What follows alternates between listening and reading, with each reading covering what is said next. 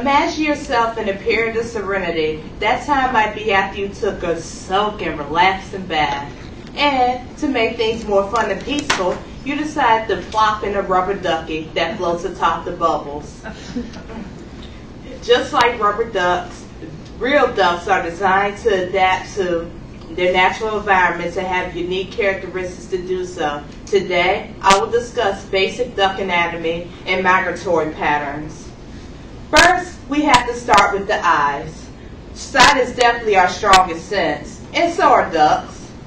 But the thing that makes them different is that they can see almost 360 degrees as their eyes are on either side of their heads. Well, this Indian runner duck I found has only one eye pictured, so that's why I had to bring in Plucky to help me out. See, he has both his eyes on either side of his head, blue irises, just looking glossy.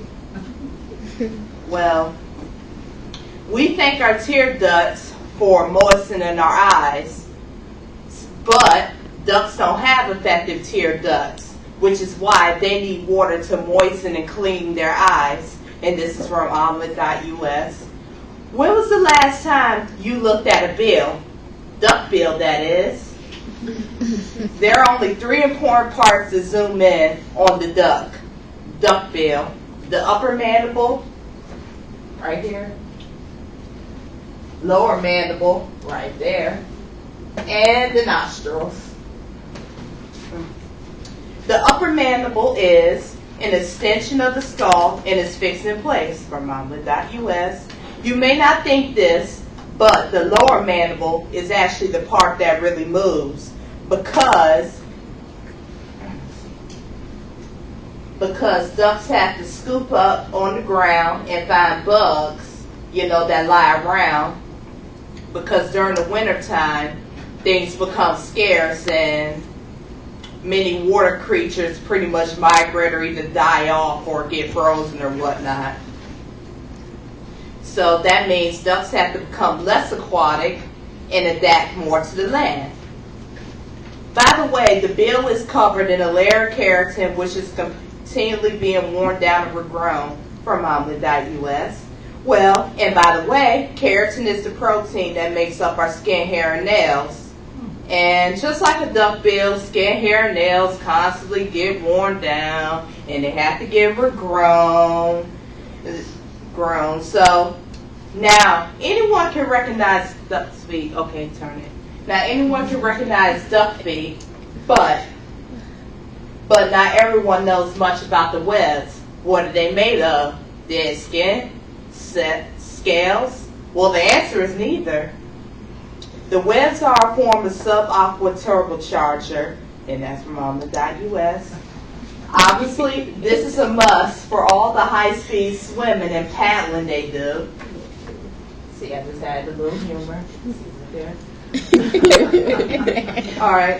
From up close, it may seem that duck feet are soft, but that's a myth because ducks actually have small nails on the end of their feet. See, the little whites, little specks. Okay. We as people can automatically list off various uses of feathers, little turning, but we do take for granted the birds that gave them to us. Before you think about killing the duck up close, notice the beauty of feathers that connect intimately to create a smooth, streamlined surface. Okay, looking at that, some ducks closely, you wonder how those feathers are kept very neatly. Well, that process is called preening, and during preening, the bill rubs from a gland at the base of their tail. Alternate. Okay. They then use the bill to coat their feathers with a fine layer of oil to make themselves waterproof. Under all those feathers is a thick layer of fine down which insulates them and allows them to swim around all day on cold water. Even though ducks preen at their tails can often tell the sex. If you see a duck from the back and you notice two small curly feathers, that duck is most likely a mature male, just so you know. Well, wings really suit ducks well because they allow them to have aerodynamic body shapes and are able to tuck their feet in to streamline their appearance in the air. During the winter, ducks fly to more temperate winter homes. From ArkansasDuckGuiding.com, they fly to, that was the duck wing, so go on. Okay, they fly to the Atlantic, the Mississippi, the Central, and the Pacific.